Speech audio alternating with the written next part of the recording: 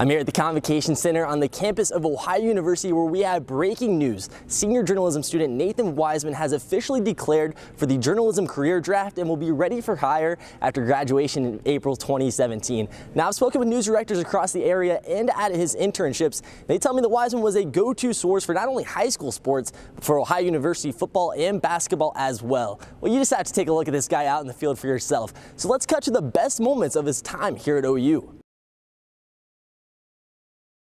Boardman's recorded 3 shutouts this year and held one team to only 3 points. But that dominant defense that they're used to all season was pretty non-existent tonight. Sam transformed what was once rehabilitation into an outlet for athletic competition.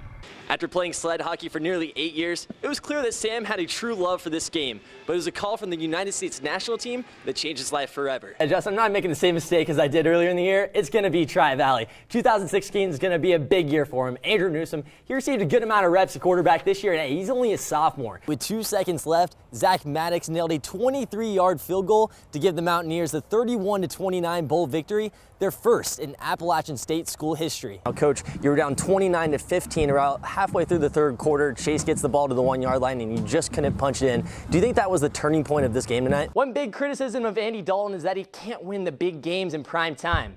He has the opportunity to shine with the spotlight on him tonight as the undefeated Cincinnati Bengals welcome Johnny Manziel and the Browns to town. The Browns thumped Cincinnati 24-3 last year in Cleveland on Thursday Night Football, but that was then and this is now. I keep hearing about this awesome shoe collection that you have. The guys always give you a hard time about it. How many shoes do you think you actually own? Probably about 20.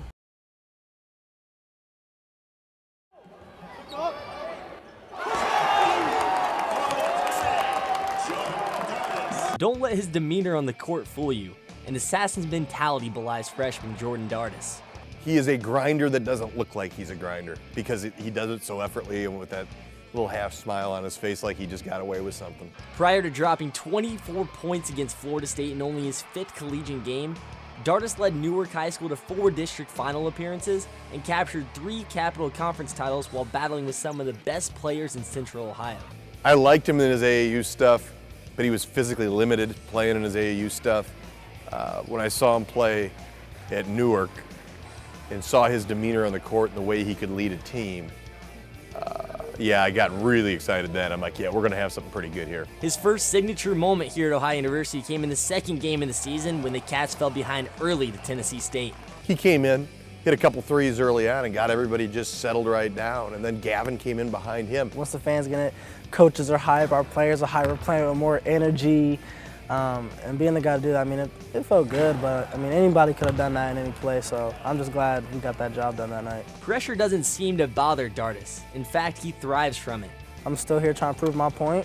You know what I'm saying? Upperclassmen respect me, the freshmen respect me, coaches respect me.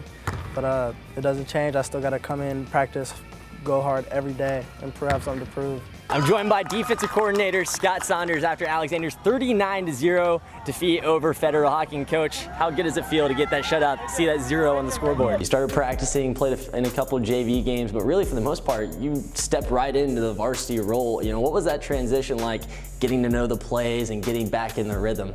Well, it's super hard. I'm Nathan Wiseman. Sports Cleveland fans are turning their attention to the Cleveland Browns a little sooner than they would like. And a former Ohio forward proves he can play almost anywhere on the basketball court, even somewhere you might not expect. Yeah, they got to have that energy and effort right from the kickoff. And another big thing that Alexander needs to do is that they have to have a clean game. We've seen in a lot of these scrimmages over the past few weeks, a lot of false starts, a lot of just mental mistakes and silly penalties, and they can't have that in week 1 against Federal Hockey or else they're going to get behind fast. He gave credit to guys like Gabe Stitt and Colton Pay for never getting down, for always having that fire to them. Do you think the team needs more spirit like those guys have when the team gets down? Without a doubt. Brad, a pretty cool moment before this game. On a positive note, you got to be an honorary captain, go out with the captains before the game. What was that like? Just 3 weeks ago, Ohio football was on the brink of becoming bowl eligible at 5-1. 3 lopsided losses later, the Cats find themselves at 5-4, desperately searching for a way to turn around their season. Ohio's 64-24 loss to Bowling Green last night was their largest deficit of the season and eliminated them from the contention in the MAC East. I got to talk about the hair. You know, we've been covering the team since, I think, May of last year. And I think I've already seen you in a couple different hairstyles. How would you describe the one that you got right now? What do you have going on? It's Just like it's almost a mixture between a comb over and a flat top. And President McDavis also spoke during the event and expressed the need for unity within the Bobcat family and told the audience we need to focus on becoming one. Reporting live from College Green for Newswatch at noon, I'm Nathan Wiseman. His destination after graduation is still unknown, but what we do know is that his stock is rising and that he'd be a great asset to any newsroom across the nation. So signing off from the Convocation Center here at OU, I'm Nathan Wiseman.